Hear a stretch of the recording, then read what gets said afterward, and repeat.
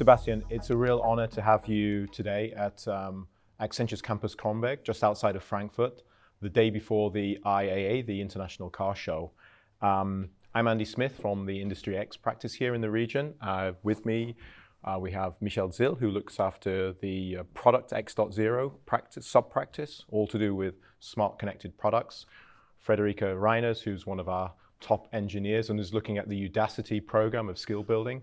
And we've got Leah Langheim, who is the Global Talent Innovation Lead for Industry X.0. And it's my pleasure to be here.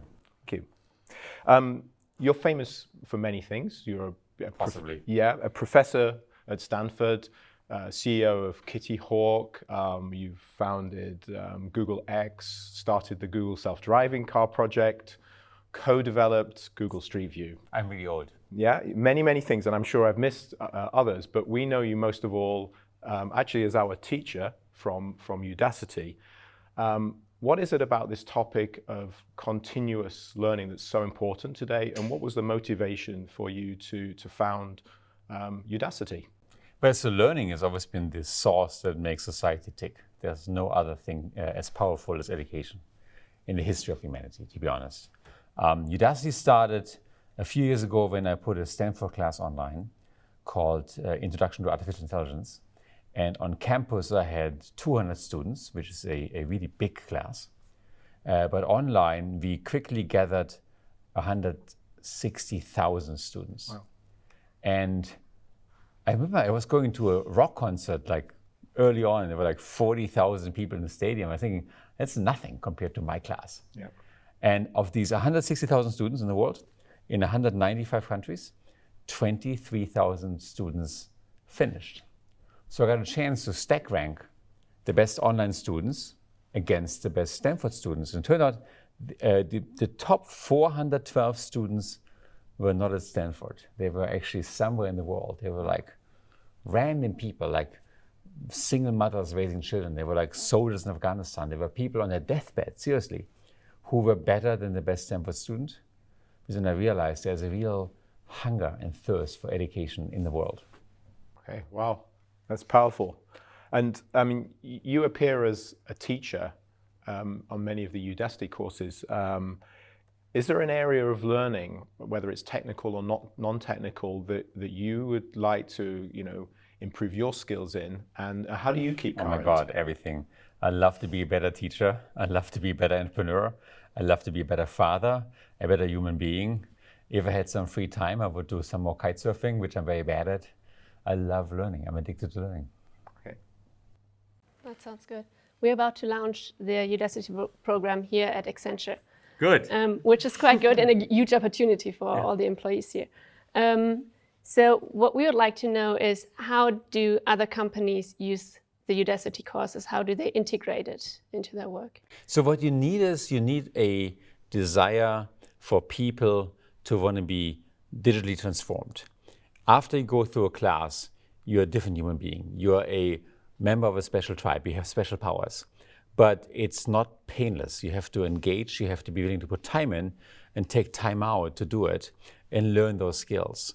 And when people are willing, ready to learn those skills and ready to move to the next step in their life, we are there to help. That's great. I think the courses are quite developing with new offers, like having mentors there and so on.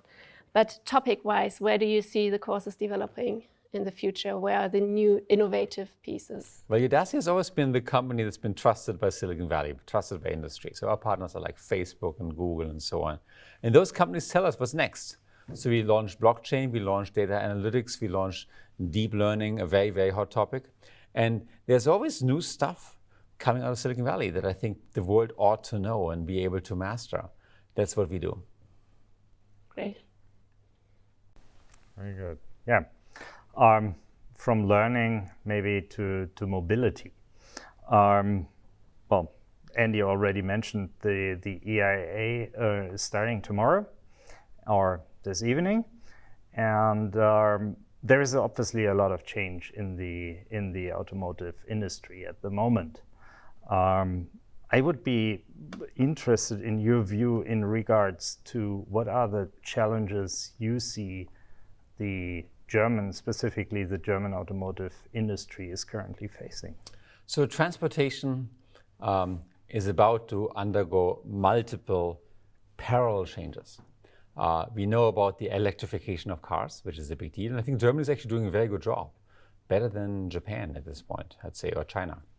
I'd say there is the notion of self-driving cars, which I happen to pioneer at Google, which is a big deal because it really changes the driving experience. And you don't need a strong muscular car the way you need it when I drive it.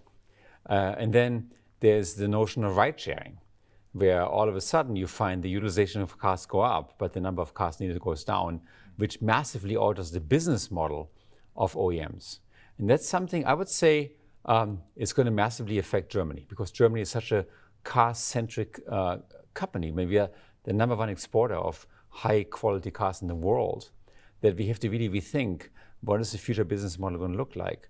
And I would love the major manufacturers, Mercedes, Daimler, BMW, Audi, Volkswagen, and so on, to be really at the forefront of those developments. That's why Udacity has not just Accenture as a wonderful client, and you guys are doing an amazing job advising and helping, but all the automotive companies. Very good, thank you. Going a little bit deeper into autonomous driving. You mentioned Google self-driving car, and I think a lot of us know that there is a lot of discussion in the industry at the moment around level 5 autonomy. Well, obviously, some people thought initially it will come earlier than it looks like at the moment. But in between where we are now in terms of autonomous driving and level 5, there's probably a roadmap or some kind of journey.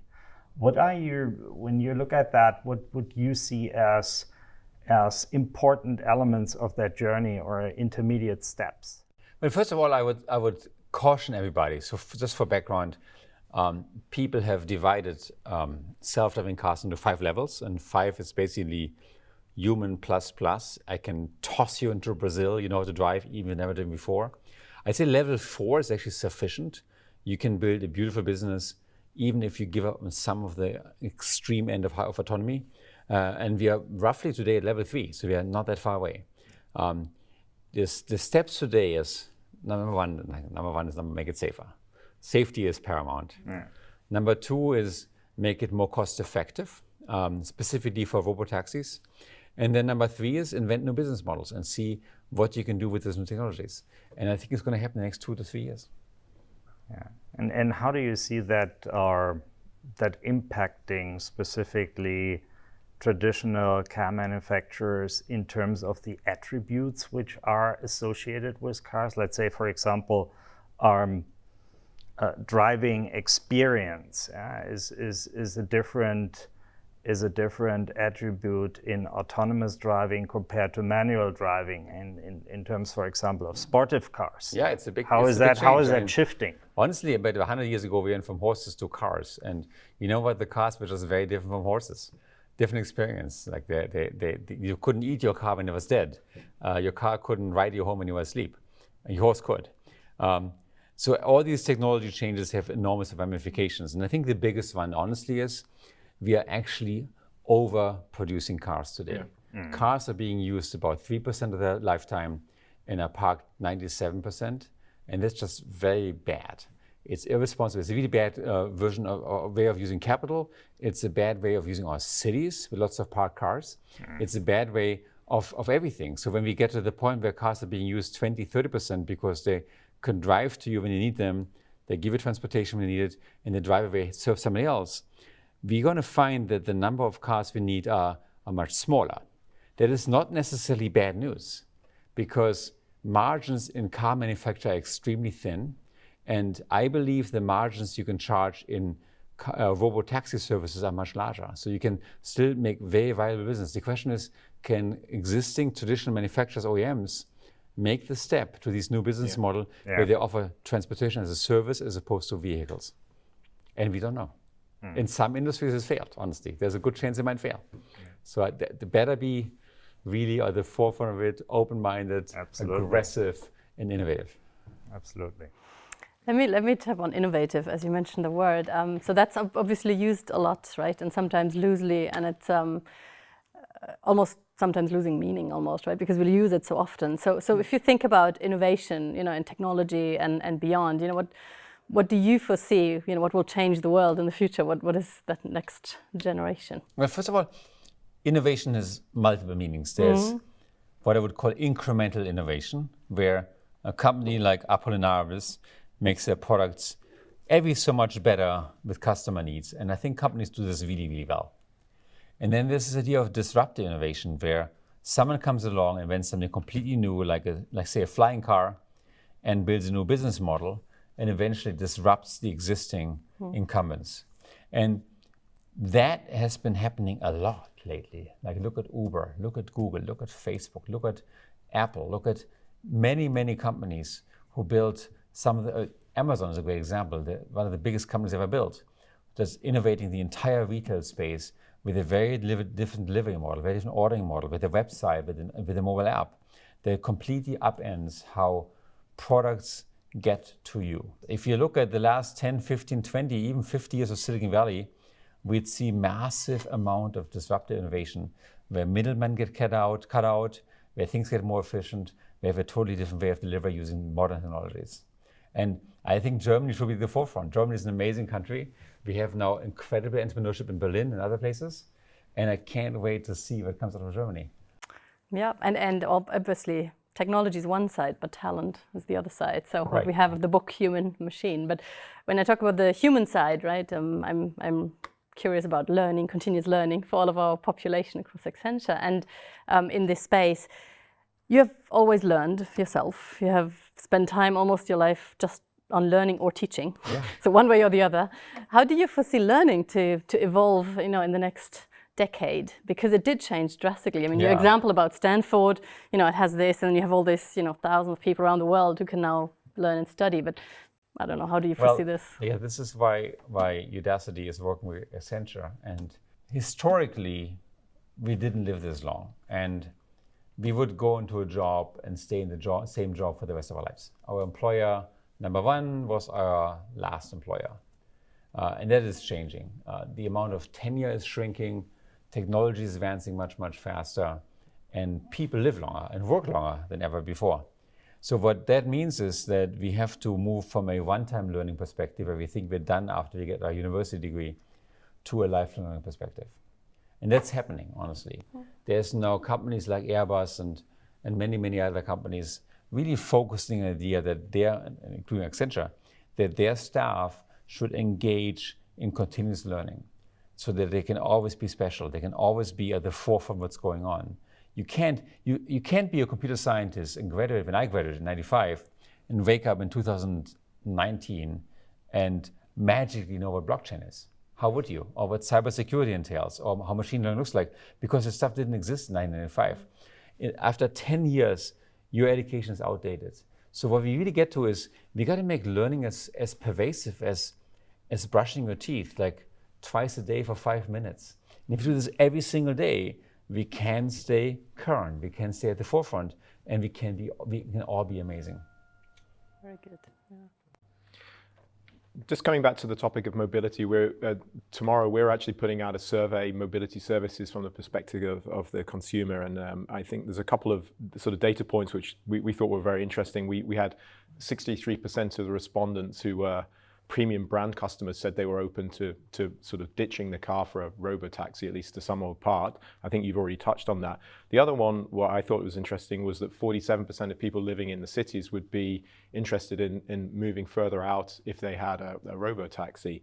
So more generally, the sort of, you talked about disruption, but how do you see this playing out for society as a whole? We've had people moving more and more into the cities.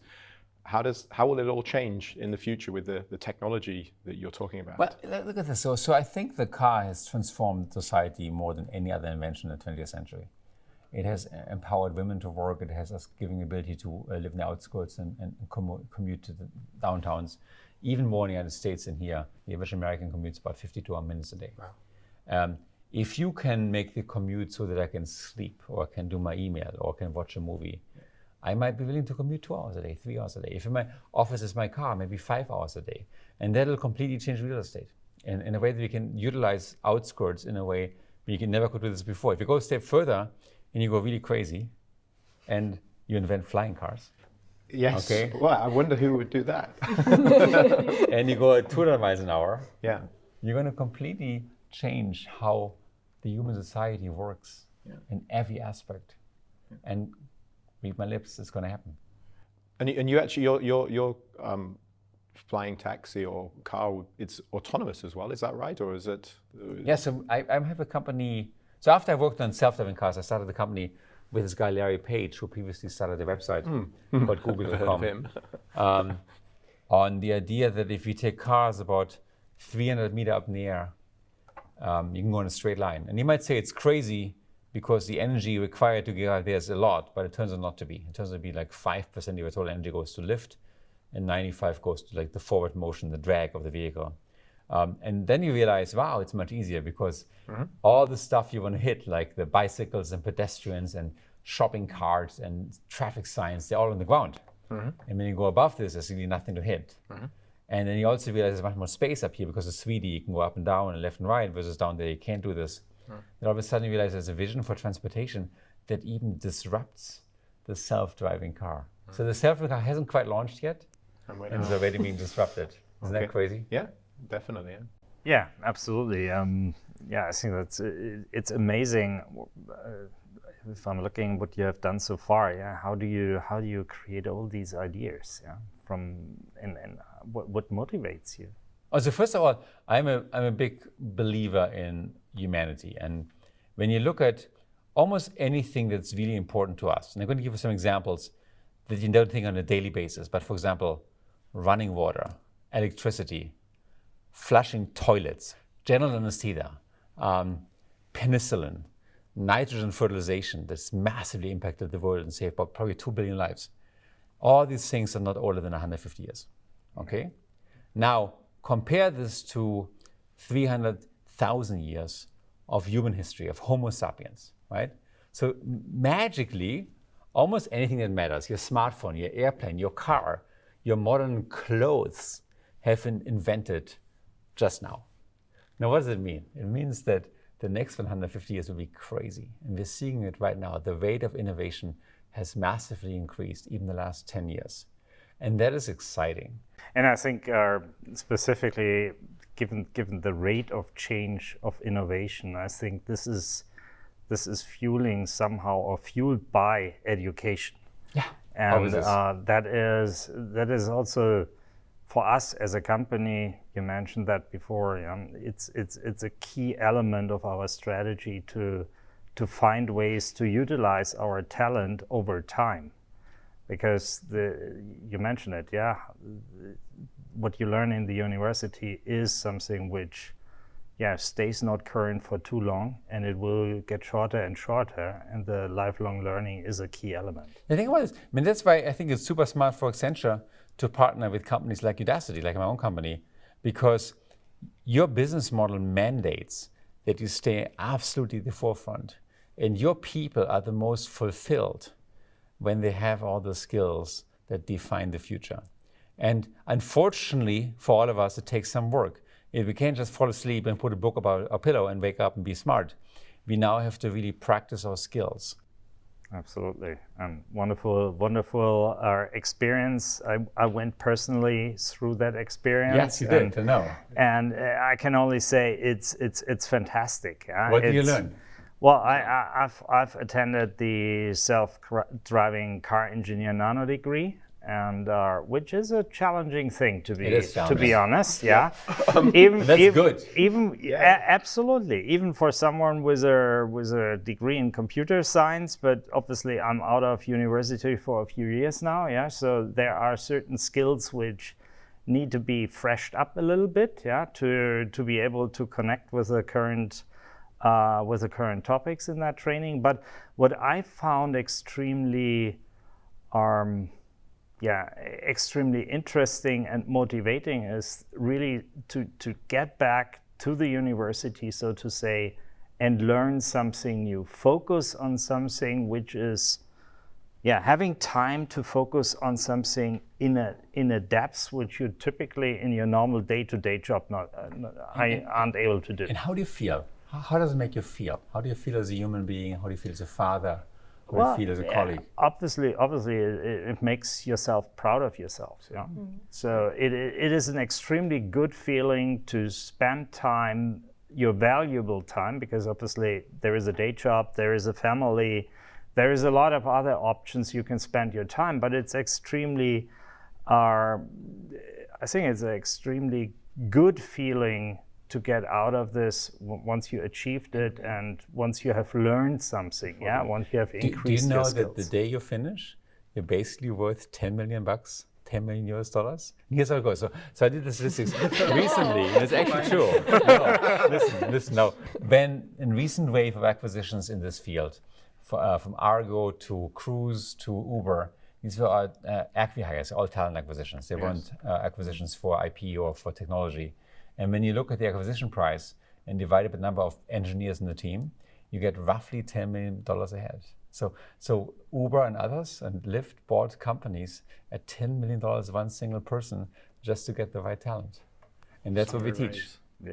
But you're so happy with Accenture, so I'm sure. Absolutely. No, We've got a raise. I think this is... You almost finished as well. Yeah, you finished. They're working on it, but we're You've only good got $5 million so far because you're halfway through. Exactly. Keep working hard. Well, now that I know. Yeah. Maybe do you want to share some of your experience as well? How does it feel? It was challenging. It felt like going back to university. You really need to use your brain again. Do you like that? It was amazing. Are you saying that in a normal day of work you don't use your brain? No, you're not I saying do this. use it, but not in that way, differently. I see. It's a lot of managing things, a lot of coordination, but the course is really challenging. So once you put the time in, you feel great. Yeah, the time just flew by. I didn't realize the time passing by. I was sitting there at midnight looking on the watch. It was like 2 a.m. in the morning, and I was like, okay, better go to bed now. That's awesome. That's great. Yeah, but I didn't realize that the weekend passed by. But it was amazing. Just the feeling on passing one of the projects was the best. It's one of these things that, I mean, people are afraid. They're afraid of technology and they're afraid of learning. But once you really get in, it's addictive. It's really amazing. So I love learning new stuff. Definitely.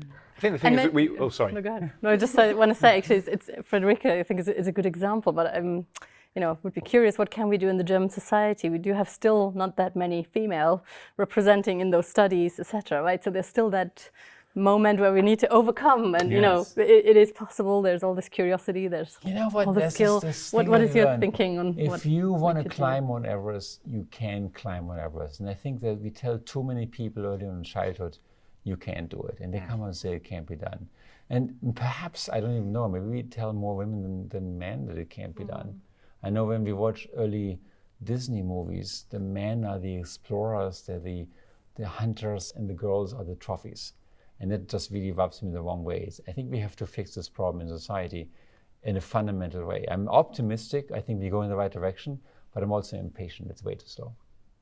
Yeah, no, I think that's a great point. I think about my own daughter and my son, right? It's like my daughter, you always need to, go do it, try it out. Why not?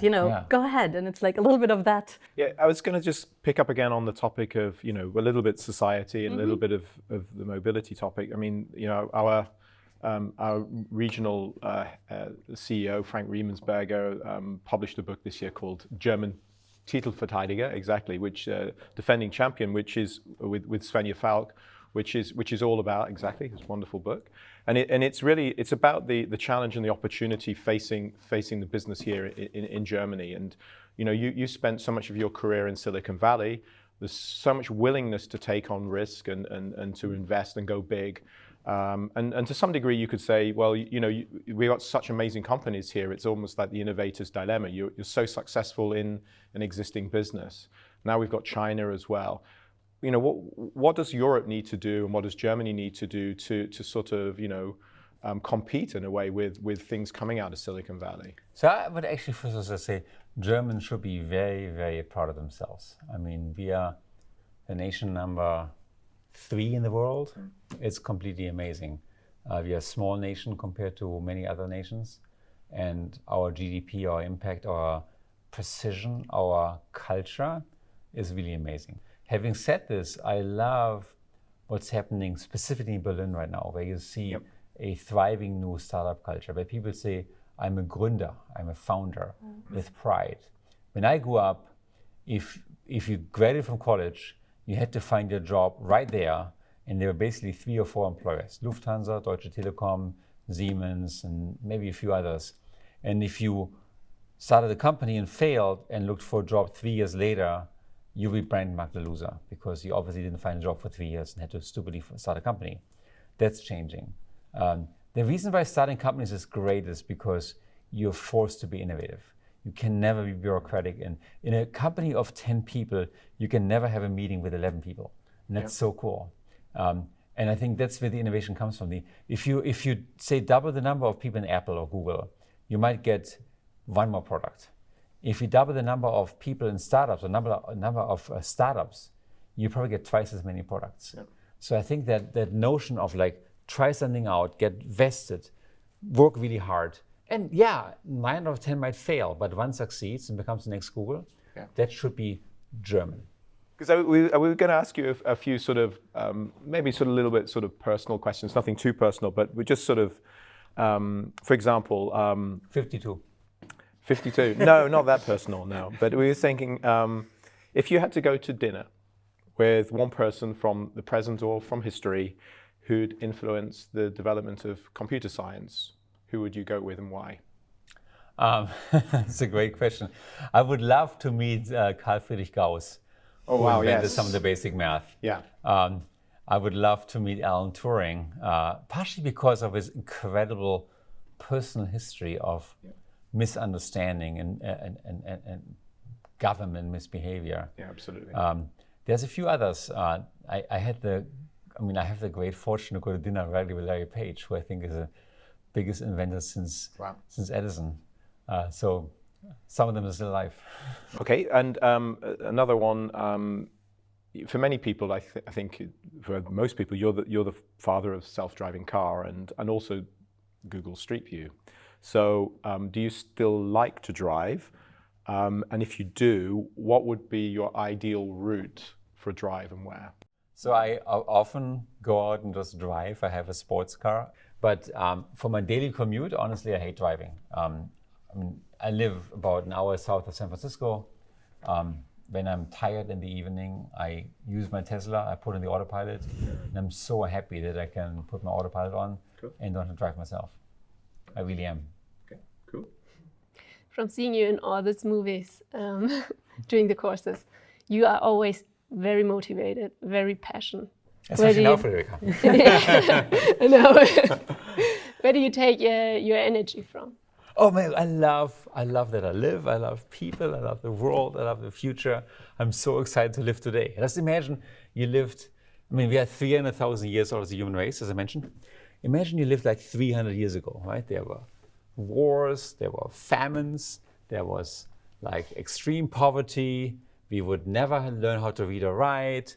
We would never even be able to afford new clothes. There was no flushing toilets, so we would pour the manure into the street and it would stink. Come on, can't you be happier? I came over from San Francisco and I had a chair in the sky at 36,000 feet, almost at the speed of sound. How cool is that? Come on, you got to be happy about this. That's true. I'm just so excited. And then I think only 1% of interesting stuff has been invented yet, right? So if you ask yourself about the rate of invention and observe that, as I mentioned, almost everything is no older than 150 years, then the next 50 years got to be even better, right? So Udacity is a global university that serves people in every country using digital media. That is actually a new invention, turns out. Universities have not changed in 200 years. Flying cars, oh my God, it's going to happen. I'm working on it, we're launching it. I think we can find technology to basically catch every cancer early in life, and I'm not making this up, we're actually working on this, so that we can basically cure them very easily. I think we can build technology that will live twice as long, and I'm not working on it, but friends of mine are working on it in Calico, and it's very doable. Imagine we solve technology to fusion for energy then we would just basically get rid of all fossil fuels instantaneously. That would be kind of amazing. Like there's these things I think we can just do. They're so amazing. We just do them. It's true. Sounds good. Maybe two questions, related. One is, so all this amazing change in the last 100 years, so let's think about the next 150 years. It's hard to imagine because of the speed goes on. And thinking about the people who work, which is the next generation obviously coming into the work, and then also think about all this change. And I don't know if you're aware of the book which got published from Accenture for our innovation technology officer, Paul Dorothy, and it's about human and machine. Sorry? It's not this one, it's another one. Human and machine. And it states there that, roughly we think the jobs which will go away, there will be new jobs, roughly around the same amount. It's always been the case. So that will be, the question, I think two questions. One, what do you believe? And then second, for this next generation entering the work and, coming from, what would be your advice to them? So here's the thing. So I think the biggest invention of this day is actually artificial intelligence, is machine learning. And the reason why is 75% of us in the developed world work in offices and do highly repetitive work. And AI now is able to watch us do repetitive work and pick up the skills from the best experts and either advise us to do a better job or do the repetitive work for us.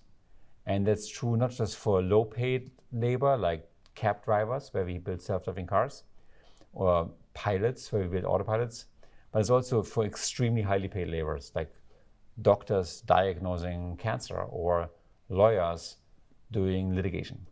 And these are things I'm not making up. They are very practical things. I can point to where this is happening today. And at some level, you might commit of it and say, if I can't do my repetitive work and be paid for it, then I'm going to lose money. But in totality, we're going to increase wealth, not decrease wealth. So if we do a really good job with distribution, which we've actually done in the past, better than ever before, then what's going to happen is we free ourselves up for two things. One is to do more creative work, and second, to do more people work. There are certain things, I think, that will never be automated. For example, we know today that the best teacher-to-student ratio in a school is roughly 1 to 5, 1 teacher to 5 students. And we still have classes where one teacher teaches 30 students. So we could instantaneously increase the number of teachers by a factor of 6 and be stronger as a society. So there are certainly many jobs that are presently open that would require people-to-people interaction that I think we should just close as we stop doing stupid, repetitive office work. Yeah, I think along those lines, most of the topics which are trained by Udacity are falling into the STEM studies, more or less. Yeah, and what we see here in specifically in Germany, it's hard to attract young people to take studies in that field. What do you see, or do you foresee new ways to attract people to technology in terms of, and obviously it's hard, yeah, it hurts sometimes, yeah, to study this kind of field, but do you have any recommendations to increase the amount of people who are studying that? So first of all, I don't believe what you state is actually correct. I'm going to give you two counter arguments. First of all, at Stanford University, 20% of the course credits are now in computer science for the entire university. And that's, we have massive number of subject discipline. Only less than 2% of professors are computer science professors, but all the kids from every discipline, social sciences, humanities, run for computer science classes. And the kids have realized that this is where the money is, it's where the progress is, and they want to be part of the solution, not part of the problem. Secondly, I think it's not just about hardcore skills. I think the revolution that's taking place is a much broader revolution, right? So if you look at, this is the age of the biggest humanities revolution ever. Humanities is the science or the research of culture as it manifests itself through scripture, through art, through various forms of actually technology-aided expression. And that has just changed more massively than ever before. Facebook, social networks, have completely changed our culture of communication. We have now complete new forms of poetry called rap. We have completely new forms of music that never existed before that are ripe for study in these fields. So even if your tendency is more of a humanities person, you can engage today and be part of the solution. I wish that humanities would wake up from its ivory tower and open its eyes to say, wow, this is amazing. Sadly, historically, between the time film became a popular phenomena for the masses and the first appointment of a film professor, there were 90 years. I hope it's not going to take 90 years before we have the first Facebook professor. I hope it's going to take like 90 months or 9 days. But as we as society move forward, we have to understand the power of progression is not technology. Technology is just a shovel, it's just a tool. It's all of us, it's everybody, it's lawmakers, it's society, it's social sciences, it's governors, it's all of us, and all of us can partake in this revolution. I think it's a very encouraging statement. I think it's important for us. We are so much set in our ways. When you, as a humanities professor, an English professor, write a New York Times bestseller, it counts against you in your career because you quote unquote have an impact. We got to change that culture. We got to think about what brings society forward and relentlessly go after what makes the world a better place. And then we realize technology is just one dimension. I think a couple of months back, there was an announcement between Microsoft and OpenAI that they were going to try and tackle the AGI, artificial general intelligence problem. A $1 billion investment. Exactly. I know there's a spectrum of views on that. Where do you stand on AGI? Look, to understand what's happening in artificial intelligence, let me step a step back and explain what I believe is happening. The most influential field in this broad sea of AI is deep learning. It's machine learning. Yeah. And what machine learning does really well is it is able to pick up patterns in data. It makes it possible to program a computer now by giving examples, and usually millions of examples, and it can then pick up the patterns in the rules by itself and learn those rules by itself. That's a massive change for computer science, for computer programming, but this has nothing to do with intelligence in my opinion. It's really just pattern recognition. Going from there to general purpose intelligence is a huge step, and the progress I've seen is not impressive. And I wish it was, and perhaps we do at some point. At this point, there's no threat of computers taking over us. We've always built technology to make us stronger and more intelligent. We always build technology that turns into superhumans. We've never built technology with the sole purpose of enslaving us. So even if it's technologically possible, I don't think it's very desirable to have products that enslave us. That's, for me, is the matter of science fictions. Yeah. Okay. Good. I hope so. I might be wrong, but it's a much debated thing. But the much more immediate thing that's going to happen is that the AI that we know today, that exists today, will alter every work. Every person who does a job right now in an office will see their work change in the next few years. And that's a big deal. Yeah, and actually, you said, Google it was a rather large company, but if you go back to, when Google was officially formed, but mid-90s, these companies didn't exist. So many of the biggest companies that we see, at least by market capitalization, didn't exist 20 years ago. So, and it would seem impossible to believe that there would be no, Facebooks and Googles in the future. But where will the future disruptions come from? Where can future Googles or future Facebooks emerge from? What areas of technology or society? Yeah, if you look at the open problems in the world, there's still infinitely new open problems. So my sister died of breast cancer about 2 years ago. My mother died of breast cancer when she was 49, and I would argue that's not a good experience for them or for us as family members. So the question could be cure breast cancer.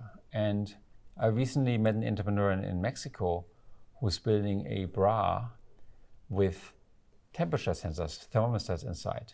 And it turns out the breast that's cancerous uses more energy and as a result produces more heat than the other breast. So if you wear this bra for 10 minutes every month, you can with high certainty find very early breast cancer, completely non-invasive. Kind of, wow, isn't that cool? Yeah. I had a team at Stanford looking into skin cancer, where we trained an iPhone to recognize skin patches and classify them into skin cancer, melanomas versus benign skin patches. And we were able to beat the accuracy of almost every board-certified human dermatologist just using deep learning to image-based cancer detection. That blows my mind. These are people who make $500,000 a year looking at skin patches, and when they make a mistake, you might actually die. And phones now are more accurate than the best human doctors. Look, the world is full of stuff we should be able to do. Like, we should make everything available to everybody for free. Education, healthcare, shelter, and we should really strive to give everybody the same opportunity. It's not the case today. If you, if you're 45 in this country and lose your job, you're not going to go to education, except for places like Udacity. So we should really push and think of all of us as opportunities. Okay. And it's sort of related to that then.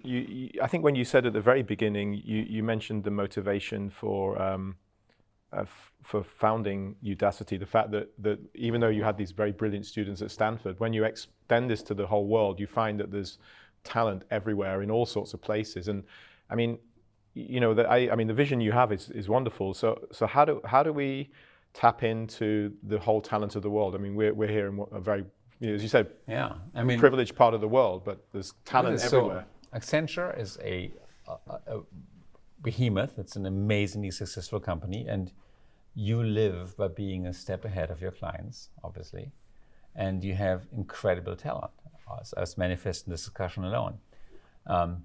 So the question is, can you keep those people as they're with you and keep them at the leading edge of what's going on in the world, right? And unfortunately, the way it's set up today, it's very hard, right? You hire young people out of PhDs and they're super smart, and then 10 years later, their knowledge is expired. So by working with us, at least our attempt is to help your people to just really stay at the bleeding edge all through their life.